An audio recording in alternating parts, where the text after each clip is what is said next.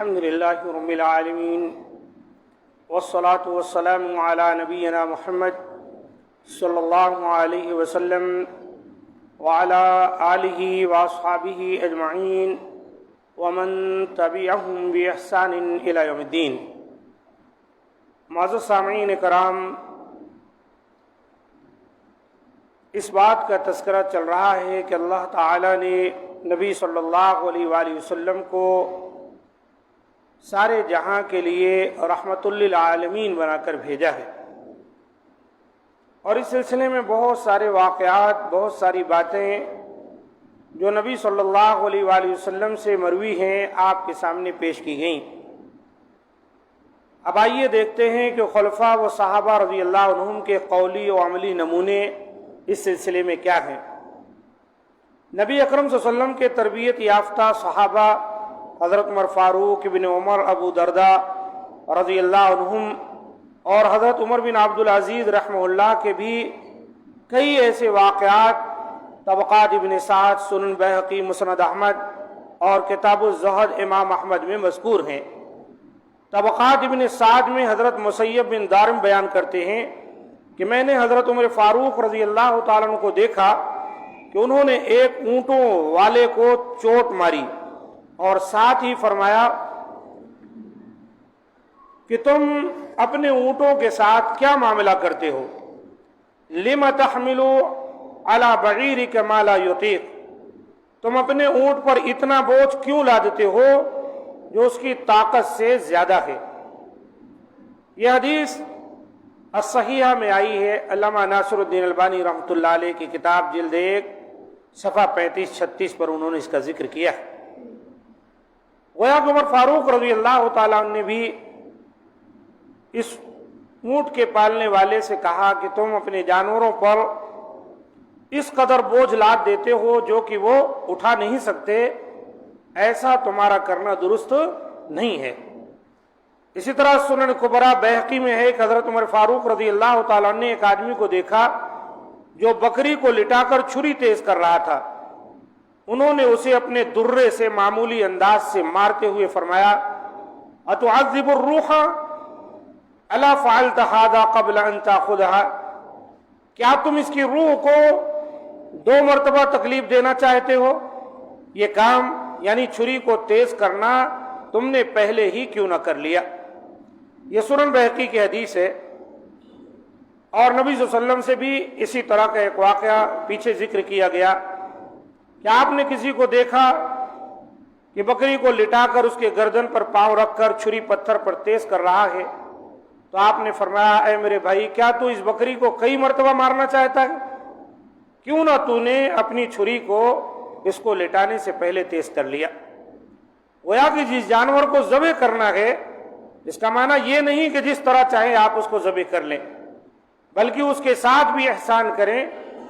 اور اس کے ساتھ احسان کیا ہے کہ چھری خوب تیز کر لیں تاکہ جلدی سے جانور ذبح ہو جائے، اور دیگر جانوروں سے ہٹا کر اوٹ میں لے جا کر اس کو آپ ذبح کریں۔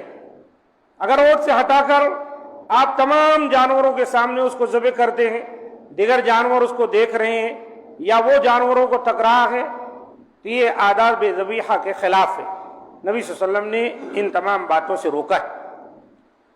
اسی طریقے سے بہقی میں ہے کہ حضرت عمر رضی اللہ تعالیٰ عنہ کا ایک اور واقعہ کہ ایک آدمی بکری کو ذبح کرنے کے لیے اسے ٹانک سے گھسیٹے لیے جا رہا تھا، تو اسے دیکھ کر انہوں نے فرمایا، ویلک خدھا الی الموت قودا جمیلا، تیرا برا ہو، اسے موت کی طرف اچھی طرح سے لے کر جاؤ۔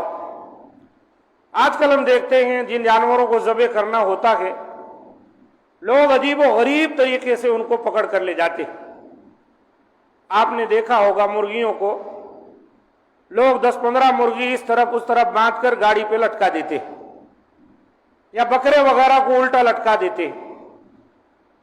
اسی طرح وہ چیختے چلاتے رہتے ہیں اور اس طرح بے دردی سے وہ لے کر جاتے ہیں ان کو ذبح کرنے کے لیے۔ یہ طریقہ کار درست نہیں ہے۔ جانور کو ذبح بھی کرنا ہے تو اس کا طریقہ کار ہے کہ اس کے ساتھ احسان کیا جائے، ذبح سے پہلے ہی اس کو مردہ نہ سمجھ لیا جائے، یا کوئی بے جان چیز سمجھ کر جو ہے اس کے ساتھ معاملہ کیا جائے، یہ باتیں درست نہیں ہیں۔ یہ جو ابھی روایت پیش کی گئی، اس کے اندر بعض اہل علم نے کلام کیا ہے، اس کے اندر محمد بن سیرین اور حضرت عمر فاروق رضی اللہ تعالیٰ عنہ کے مابین انقطاع ہے، لہذا یہ حدیث ضعیف ہے۔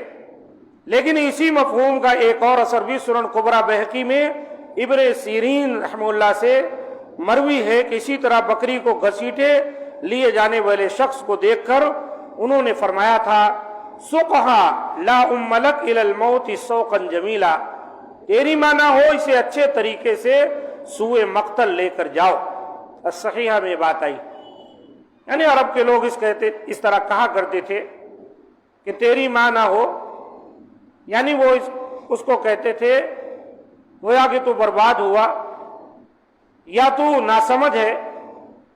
اس کی خفت، اس کی شان اس کے سامنے گھٹانے کے لیے اس طرح کی باتیں کہی جاتی تھی کہ تجھے اتنا بھی سمجھ نہیں کہ تو ایک جانور کو اس طرح سے گھسیٹے لیے جا رہا ہے جیسے کہ اس کے اندر جان نہ ہو۔ بہرحال جو جانور ذبح بھی کرنا ہے اس کو بھی ہم کچھ اس طرح لے جائیں، اس کے ساتھ کچھ ایسا معاملہ کریں کہ جس سے یہ محسوس ہو کہ ہمارے دلوں کے اندر رحم ہے، ورنہ سچ یہ ہے بے رحمی کے ساتھ، تندی کے ساتھ جانور کو گھسیٹ کر لے جانا، مارتے پیٹتے ہوئے، یا اس طرح جیسے میں نے آپ کو بتایا گاڑیوں پر الٹا لٹکا دیتے ہیں۔ مرغی تو اس طرح لوگ لے جاتے ہیں مرغیوں کو جیسے کہ گاجر اور مولی کا درخت جو ہے لٹکا کے لے جایا جا رہا ہو۔ یہ ساری چیزیں درست نہیں، شریعت مطہرہ کے اندر اس سے منع کیا گیا ہے۔ آپ ان کو شان سے، طریقے سے لے جائیں، ان کو پیاسا اور بھوکا نہ رکھا جائے، ان کا خیال کیا جائے۔ یہ تمام چیزیں نبی صلی اللہ علیہ وسلم کے ارشادات سے ثابت ہیں۔ ساری باتیں کیا بتاتی ہیں کہ ہمارے نبی جناب محمد صلی اللہ علیہ وسلم کے ارشادات جو ہیں وہ نہ کہ انسانوں کے لیے بلکہ جانوروں کے لیے بھی ہیں، چرند و پرند کے لیے بھی ہیں۔